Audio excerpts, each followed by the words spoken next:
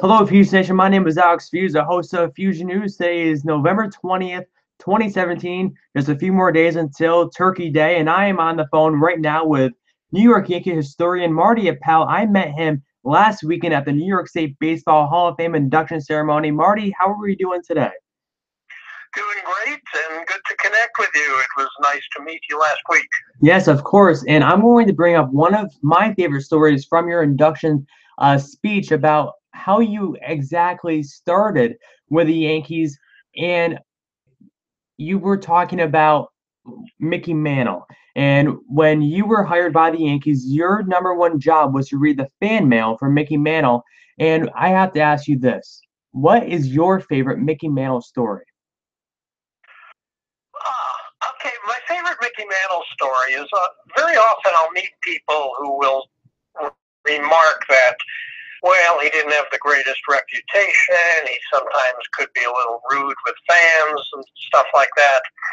And I get very defensive about that because, people see a celebrity and they capture him for a second and they form an opinion and then they spend the rest of their life telling people, oh, so-and-so was a bad guy or was a jerk. So, what was a second in that guy's life becomes like 45 years in the teller's story. The Mickey Mantle that I knew couldn't have been a better guy.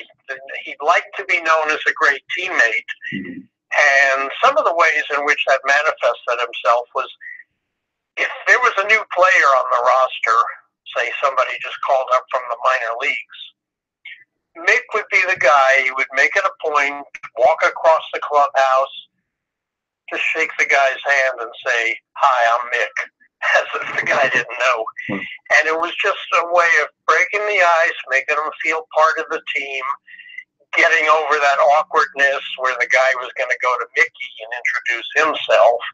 Mick just knew how to take care of that, and he made everybody feel welcome, and everybody in that clubhouse always loved the guy. Mm-hmm. Marty, what was your first interaction with Mickey like? Well, I was hired right out of college to answer his fan mail. Now, most of the fan mail was the same.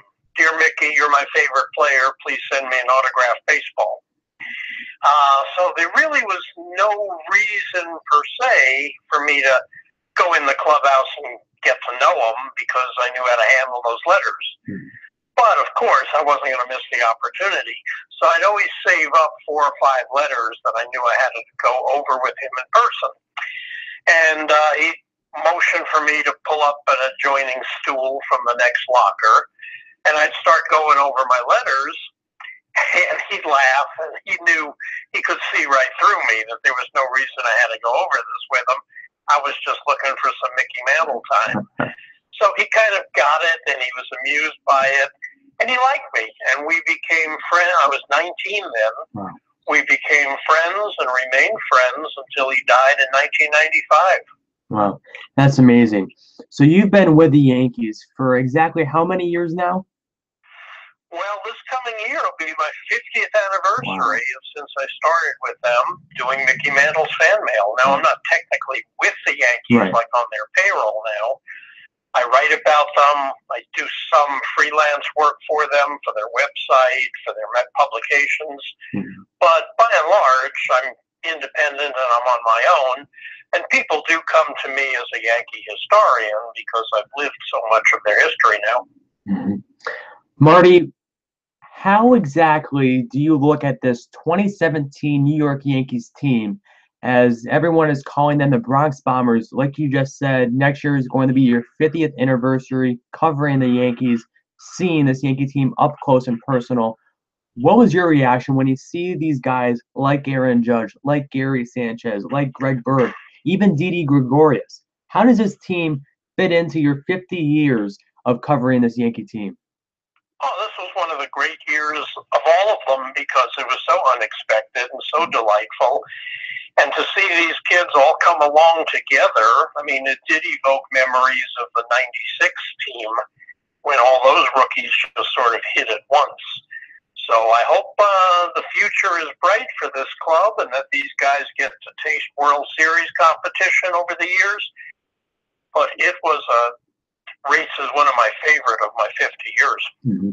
Now, Marty, this Yankee team was one win away from this World Series chance, but the Astros, of course, advanced to the World Series to defeat the Dodgers in Game 7 this year.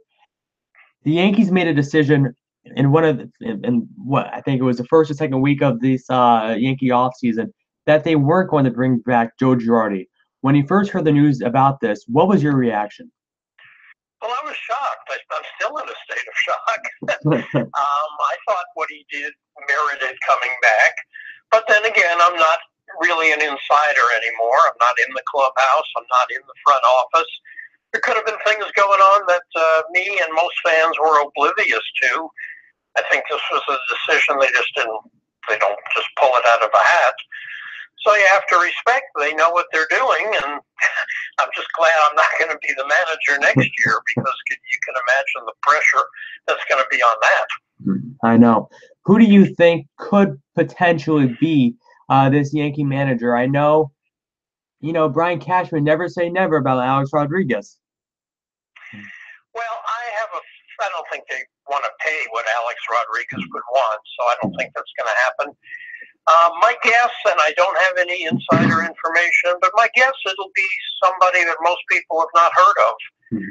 Maybe Pedrique, the manager at Scranton Wilkes-Barre the last few years. I think they no longer need or look for a high-profile name.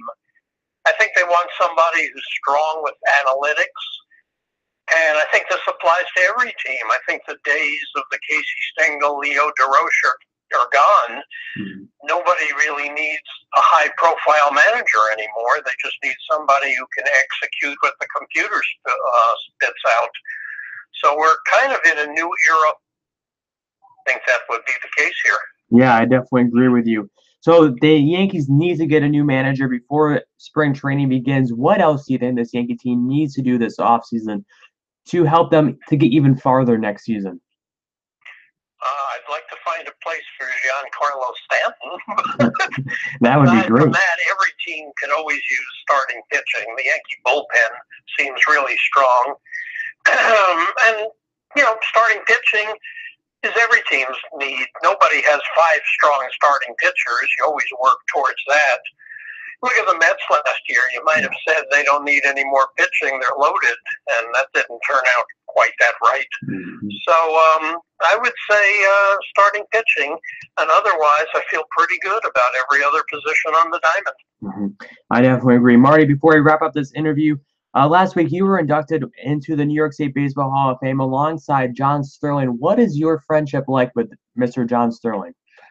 Well, we go back to 1972 together when he became host of a sports talk radio show in New York on WMCA.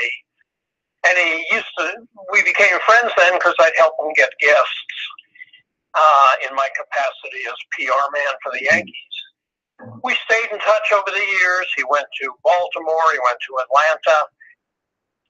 And he always said he'd love to do the Yankees someday. And when his turn finally came, he didn't have to audition or anything. The Yankee front office knew his work ethic, and reached out for him. And without an audition, they hired him. And we did a 6-hour round trip to Troy last week for the New York State Baseball Hall of Fame. And we relived old times and told good stories, and it was just a great day to reconnect, and I have great admiration for John's work. Marty, do you know a guy named John Rook? He is the PA announcer at Gillette Stadium. I've heard his name. I don't know him personally. All right. I was just wondering because I know I went there he is a teacher at Dean College, and I've been there the past 2 summers on a sports broadcasting camp. And he says he used to work with John Sterling at the radio station in New York City very briefly. So I was wondering if you knew him from there. No, afraid not. All right. Well, Marty, before we wrap up this interview, I have to ask you one more question about this Yankee team. Next year is your 50th anniversary. What was your favorite moment? Meeting Mickey Mantle for the first time. That would absolutely be the number one moment, because I grew up a Yankee fan. Yeah. Mickey Mantle was God. I would never have thought I'd meet him, let alone that he'd know my name. So nothing topped that. Well, Marty, I just want to say thank you again for taking the time out of your day to come on my show tonight and talk some Yankee baseball, and I hope to talk to you very soon. Good talking to you. Thanks for the interview. Thank you. Anytime. All right, Feuzion, you just heard it from Marty Appel, Yankee historian. He's been working and covering the Yankees the past 50 years. Next year is a 50th anniversary. He was a PR director for the Yankees for the past. He was there for almost 25 years. Incredible history for Marty Appel. A lot of great moments in his time there. Well, Fuse Nation, I will be going live again here on YouTube at 6 p.m. with Zach Prendergast, who is a St. Louis Cardinals minor league pitcher. We'll be talking his career and how exactly is this Cardinals team going to be doing next year. Thank you for listening, Fuse Nation, and I will be seeing you very soon. Thanks for watching.